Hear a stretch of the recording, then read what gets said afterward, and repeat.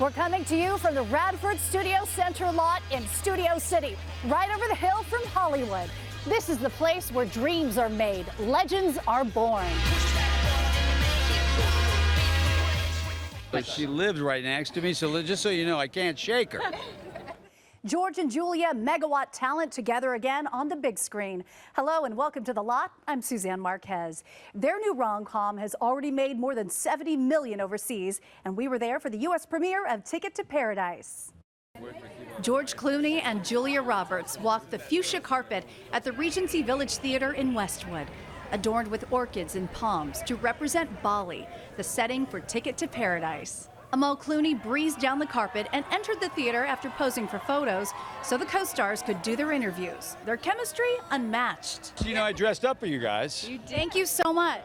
I was going to wear a fuchsia outfit, but someone else stole my thunder. The thing you saw in the window was purchased. It was already taken. Yes. So, Yeah. What was the best time about being on location on a private island, seeing each other again? What would be like your singular best moment? Well, it was just getting Julia away from the booze, really.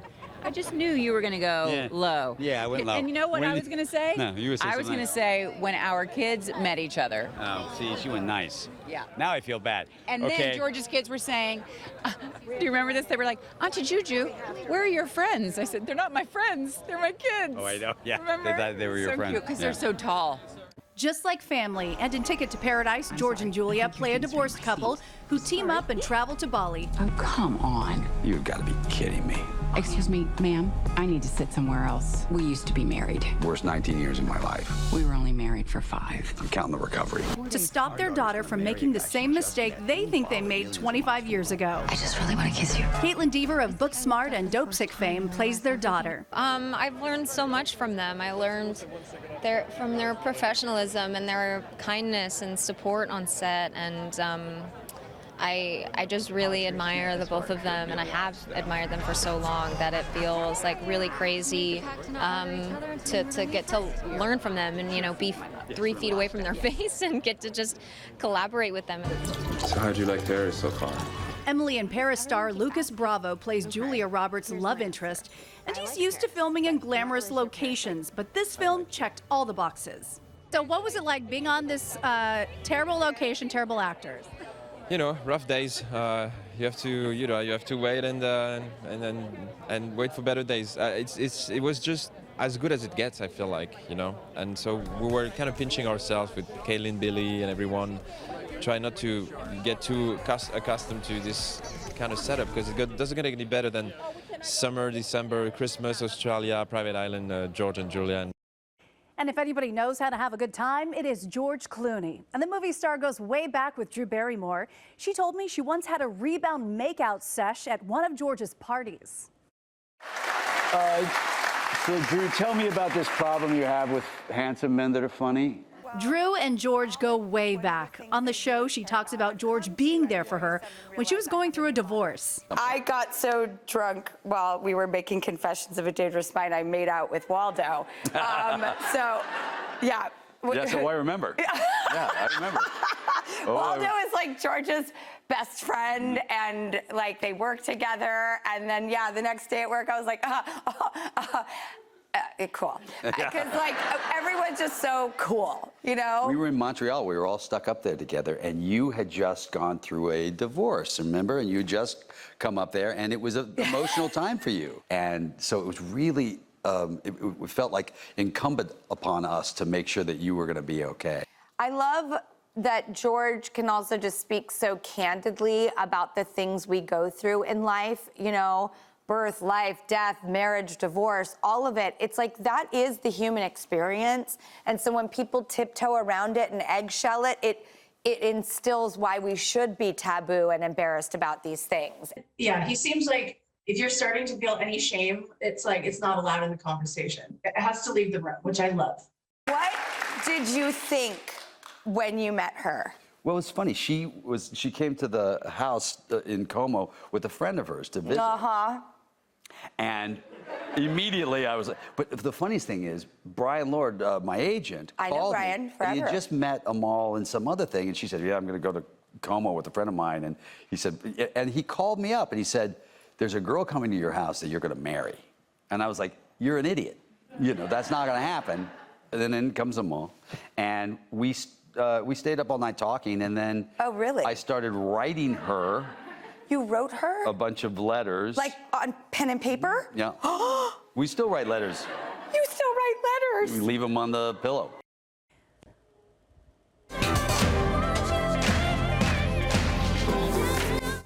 Sibling rock trio Haim, which means life in Hebrew, shut down Ventura Boulevard so they could dance in the middle of the street for their music video for Want You Back. This is Ventura Boulevard, a famous stretch in the valley. Our studios are on the same street just a few miles down the road. The sisters are part of a new award-winning documentary that's very personal to them. It's about losing someone close to you and inspired one of their most beautiful songs. I had a best friend, but she has come to pass. Alana Haim sings about her best friend, Sammy Kane Kraft.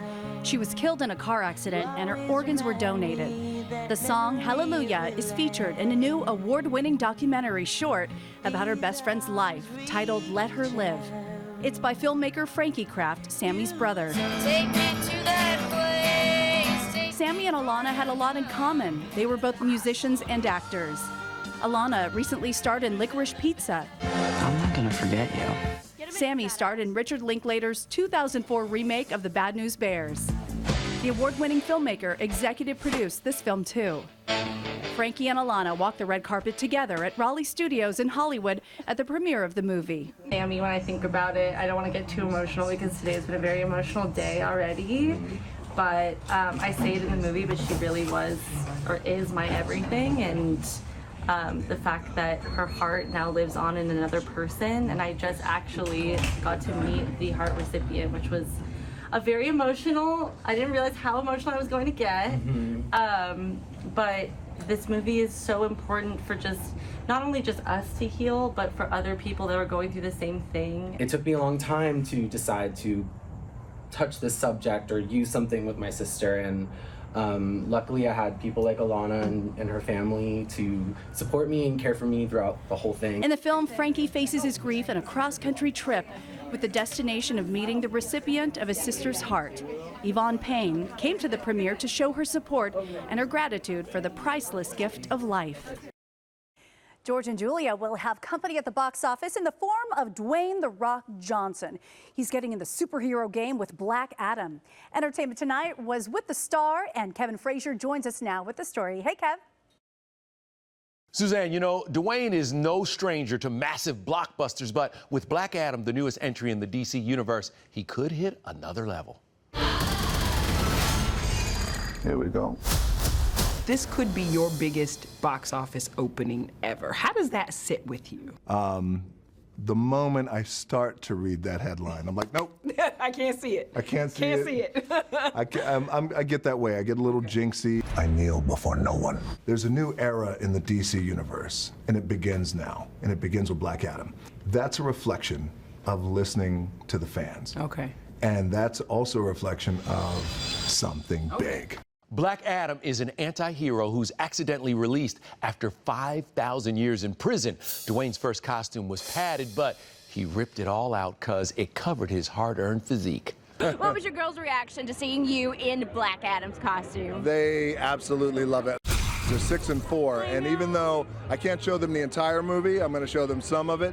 They just know that something special is happening. So I can't wait to show them. And as an executive producer, Dwayne's giving fans a Black Adam Superman crossover. The leaked post-credits scene showed the return of the Man of Steel. Henry Cavill coming into the mix. How much did you have to do with that, mister? We've all been fighting for this moment, so I will say this. Welcome home. For Entertainment Tonight, I'm Kevin Frazier.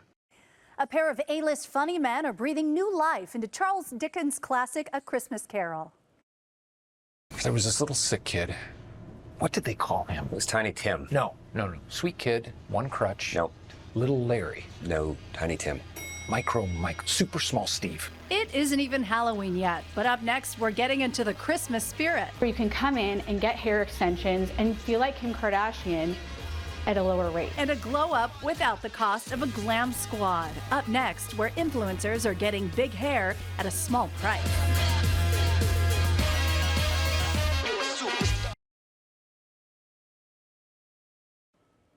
I'm your ghost of Christmas present. Like a Christmas Carol?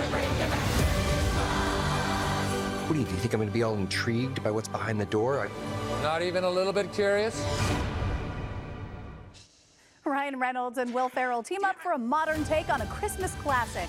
The duo headlines the Apple TV Plus Christmas movie, Spirited. Oscar winner Octavia Spencer also joins in on the fun. The new take on Charles Dickens' fable, A Christmas Carol, will hit theaters November 11th, then drop on Apple TV Plus November 18th. And if you had any questions about how much fun these two were on set, check this out.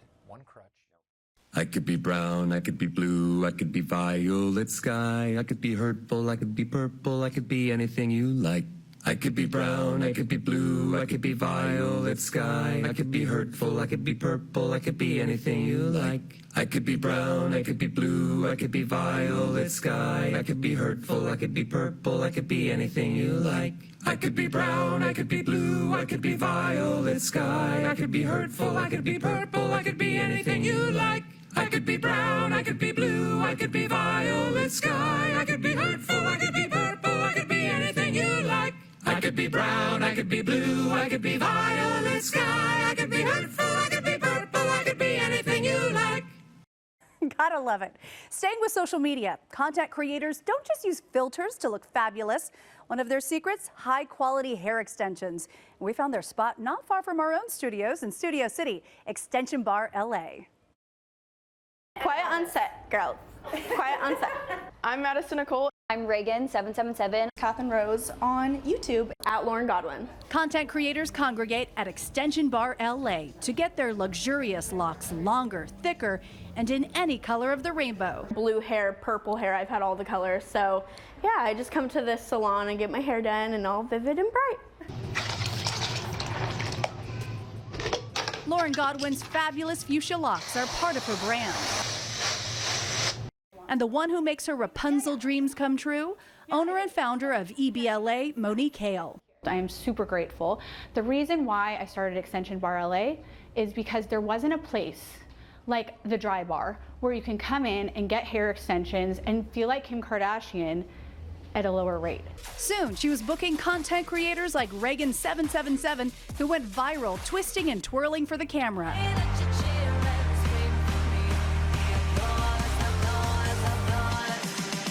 And I posted a transition video, which is like special effects almost, like me taking off my head. I can like change my hoodie color without any cuts. And from there off, I just blew up. You guys? Hi, I'm Catherine Rose. I make eating videos on YouTube mostly. Catherine was just featured on Love Island. Her sexy hair secret? I get the Boss Babe K-tip extensions. I've been getting them for a while. I feel like I can do the most styles with them, and I just wake up and have good hair. You want hair like Kim Kardashian? Madison Nicole has the look. I've tried all her methods. Today I'm wearing the One Night Babe because since then my hair has grown super healthy, so I haven't needed to get my tape and extensions like I usually do, but tapes were my favorite. Monique uses Bellamy hair extensions with every option for every hair texture.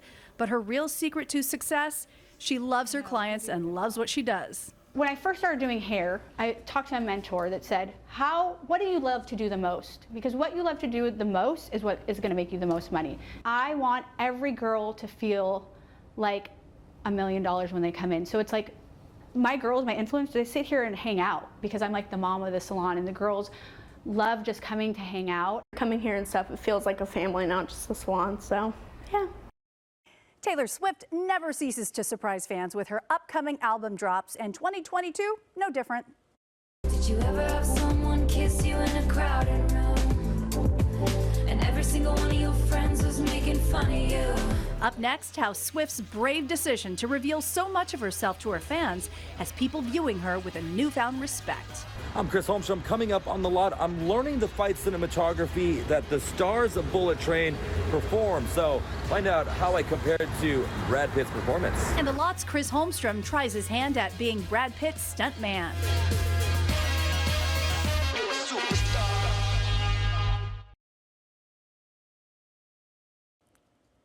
Give me a couple years, I'm gonna own this city. Salon Stallone is joining the Paramount Plus family, starring in the new series, The Tulsa King. The adventure begins November 13th on Paramount Plus. And speaking of action-adventure stars, our Chris Holmstrom is expanding his resume to include stuntman. He just got a crash course from the professionals who choreographed the fight scenes in Brad Pitt's Bullet Train. All right, so I'm out here in Hollywood at 87 North, where I'm about to learn how to do the stunts, high-octane stunts that the stars of Bullet Train did. I'm going to go one-on-one with the martial arts instructor, so let's see how I do. I am ready. Well, that's great, Ladybug. Ladybug. Your new operational name? Oh, I see what you're doing. Brad Pitt stars in Bullet Train, an action thriller that follows 5 assassins aboard a fast-moving train. Sounds so easy when you say it. The film